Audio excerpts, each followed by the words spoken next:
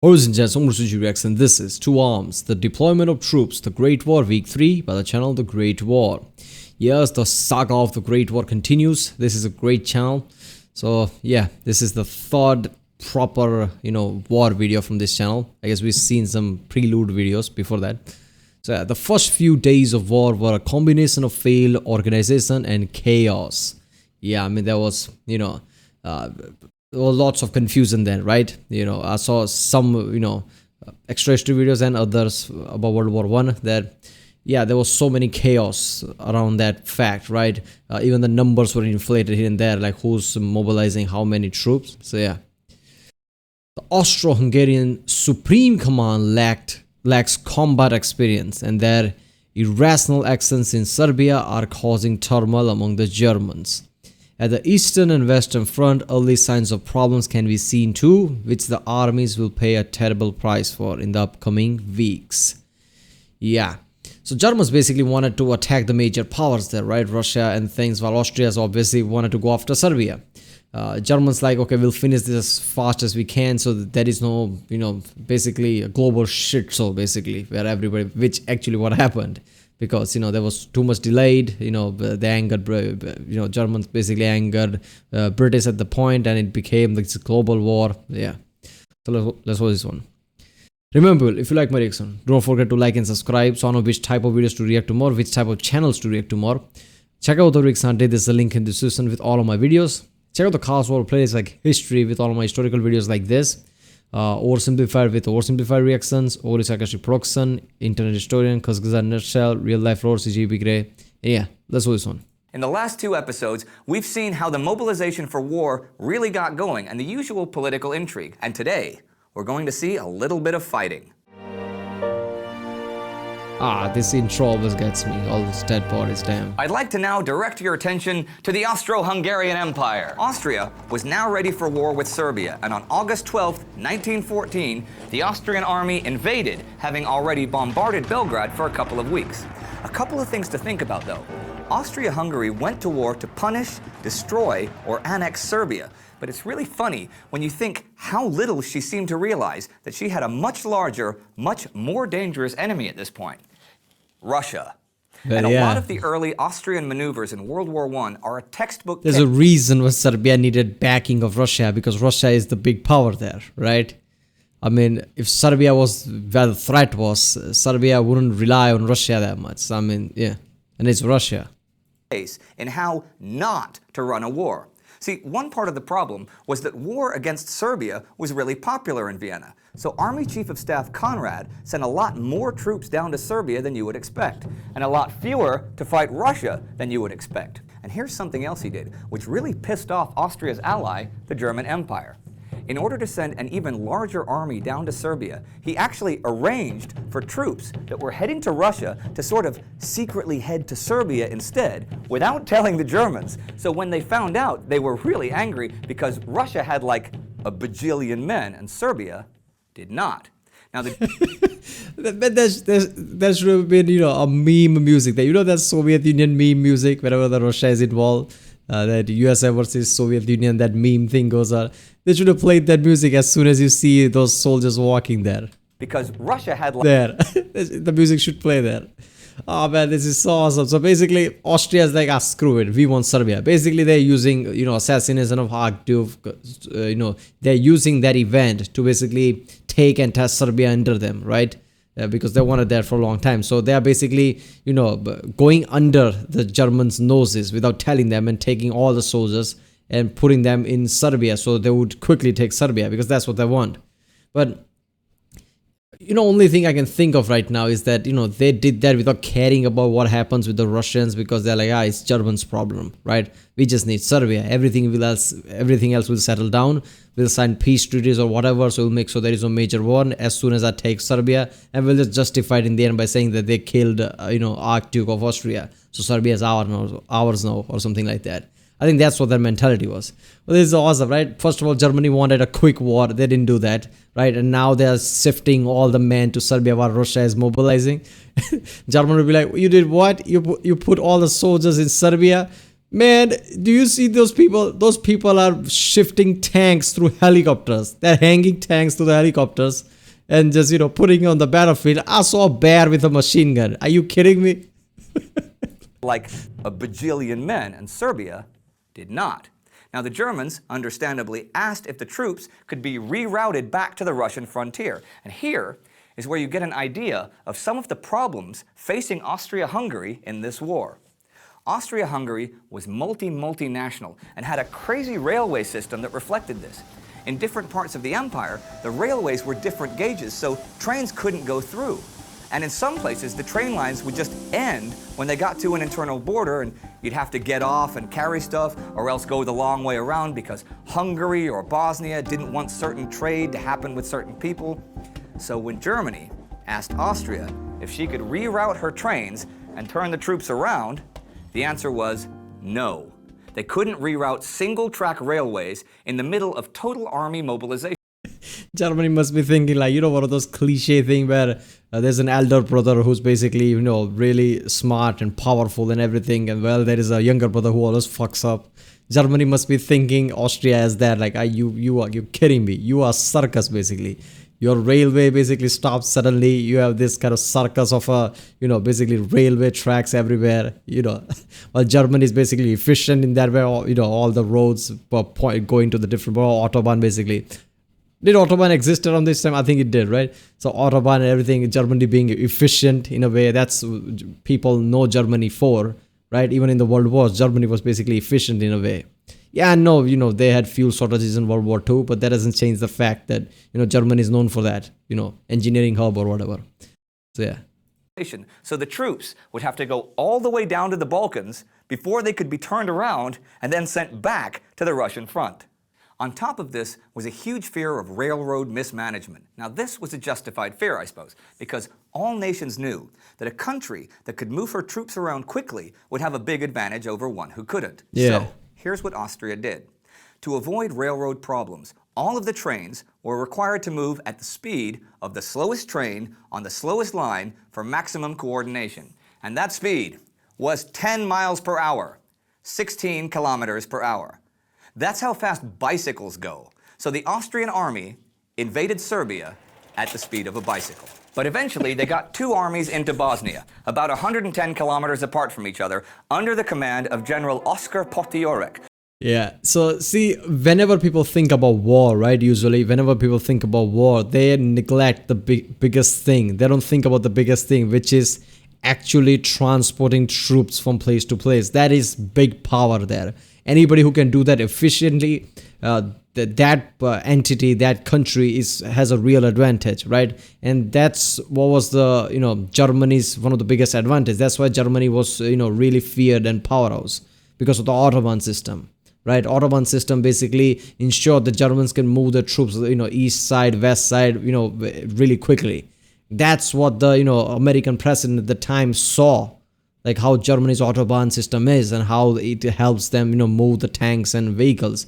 That's why USA made the interstate system, right? With the wide road where a plane could land. That's why you'll rarely see billboards around. And even if it is, it's more inland.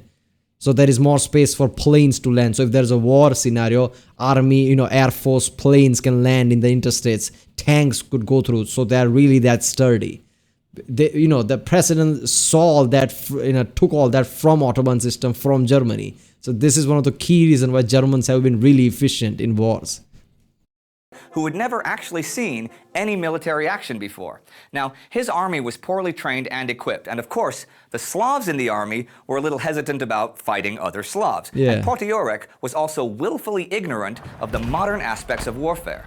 Serbia, by contrast, knew all about modern warfare, having been in 2 wars in the past 2 years. The Serbs were also going to be fighting on their home territory, in the mountains, and managed to mobilize 500,000 people out of a population of only around 4 million. Pretty impressive. Whoa. Of course, a lot of these people didn't have any rifles or any ammunition, but they certainly had confidence, which is odd, really, considering that there were 4 million of them and 45 million of the opposition. But Serbia really believed they were going to win. So the Austrians began crossing the Drina River to engage the... Odds of, 1 to 10? Serbs, and we'll see how that went next week. In the Oh, West, that's it? the French I don't mounted know. their I'm first like, I'm like, what the hell? The video's already over. offensive of the war, occupying Mulhouse in Alsace on August the 8th. The German army counterattacked on August the 9th at Cernay and forced the French out of Mulhouse on the 10th.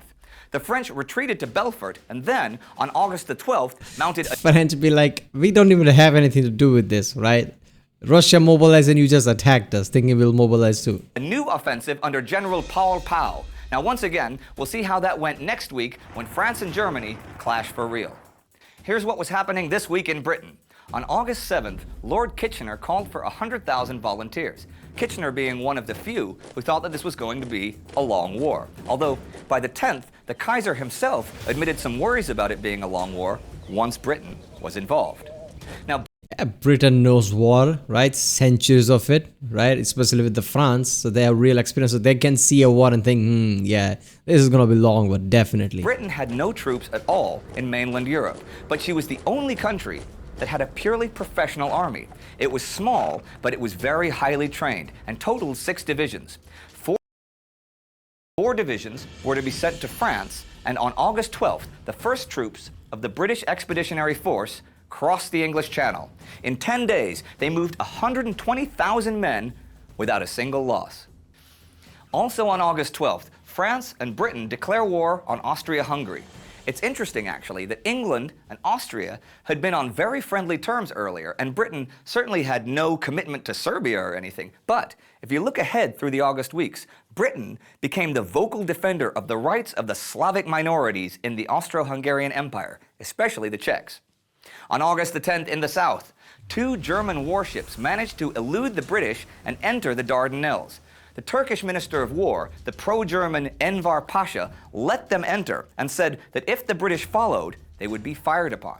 But the Ottoman Empire was still neutral, so the ships were sold to the Turks, given new Turkish names, and raised Turkish flags. On August 12th, 2 naval blockades were established. Yeah, because, you know, so if they would have attacked Britain, right? I mean, they would have just, you know, basically get involved in the war by then, like they'd chosen a side, and that's not good for them, right? Doesn't matter what he feels about, you know, making Britain directly an enemy, directly involved in war would be really bad at that point. One, to prevent cargo from reaching German ports on the North Sea, and the other was a French blockade to cut off the Austrian ports on the Adriatic. In the North Sea, submarine U-15 was rammed and sunk by the British, the first of nearly 200 U-boat losses Germany would suffer in the war. And in Central Africa, U-boat just basically means submarines, right? Not with the advanced technology and somewhat differences that we have today, but essentially the first submarine. on Lake Nyasa, a British gunboat captured a German gunboat. The German captain was not aware that he was at war with the British. True story. And just because there had been no right time to mention this before, I'm going to mention it now. Back on July 25th, the Kiel Canal was finally opened so that Germany could safely and quickly send ships between the North Sea and the Baltic Sea. Now let's think about something here. Now that we have a full European war starting, though not yet a world war. Okay, yeah, we did have gunboats in Central Africa, but still. We actually have a around this time, European war is the world war because most African, Asian countries are controlled by Europeans. They are European colonies, so yeah. bunch of totally different wars at this moment, caused by different forces that make one big general war. Now, we've talked about this in earlier episodes, but let's briefly go over it again. Austria wants to go to war against the little guy Serbia because of guys like Chief of Staff Conrad, who have big imperialistic dreams. The Russians don't think that it's necessary for an entire Slav state to be destroyed because of an assassin or the Black Hand or whoever, especially when it's their only ally in a sensitive region. The British didn't much care about Serbia's fate. They were concerned with Belgium and German hegemony in Europe. The Germans want to take on Russia now because they fear that in a few years, Russia will be too powerful. But to do that, they also have to deal with Russia's ally, France, who wants revenge on Germany for the last war. See, these are all different wars, happening at the same time, but for different reasons. Just thought I'd point that out. This is where I'm going to leave you today, with German forces 80 kilometers from Warsaw, but come back next week when the carnage really begins. If you want to know what happened in the last episode, click right here. Damn, that's a good way of putting it, right? This is past different wars that are kind of continuing again, right? Resuming again. This is different wars playing at the same time. Damn, talking about geopolitical, shitstorm right there. So basically, Austro-Hungarians want Serbia. They're using archdukes as an excuse, assassination as an excuse to take over that. Russia can't let that happen. Austria's influences would grow if they take over Serbia. Germany is their ally. Russia becomes in threatened place. So they have Serbia's back, basically. So Russia mobilizes. France also mobilizes because they also are hating Germans, right? They also need an excuse. And they are alliance with Russia. So there you go. Britain, like, okay, we won't allow Belgium to be invaded by Germans, because I think they're getting too close. If they take over Belgium, they're getting way too close to Britain. So that's the basically reasoning there. So they're like, don't go over Belgium, but they just ignore it completely. They don't even send a reply.